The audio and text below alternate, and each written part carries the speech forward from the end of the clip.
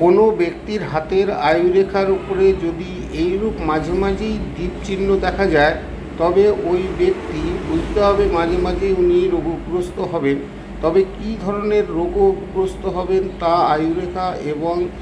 শিরোরেখার বিচার করে অনেকাংশেই ইঙ্গিত পাওয়া যায়, এবং কোন বয়সে সেই রোগগ্রস্ত হবেন সেটিও আয়ুরেখার বয়স থেকে বয়স নির্ধারণ করা সম্ভব। যদিও আগের ভিডিওতে আমরা আয়ুরেখার সম্পর্কে আরও অনেক বিস্তারিতভাবে জানিয়েছি, তবে এই দীপচিহ্ন যদি ক্ষুদ্র হয় তবে বুঝতে হবে সেটি রোগগ্রস্ত হওয়ার ইঙ্গিত, এবং দীপচিহ্ন বড় হলে এবং তার সঙ্গে যদি হৃদয়ের আয়ুরেখার উপরে কোনো রকম যদি ত্রুটিপূর্ণ হয় তবে বুঝতে হবে ওই ব্যক্তি নিরবিচ্ছিন্নভাবে মাঝে মাঝেই রোগগ্রস্ত হবেন, এবং এটি হচ্ছে একরকম রোগের বিপদ সংকেত।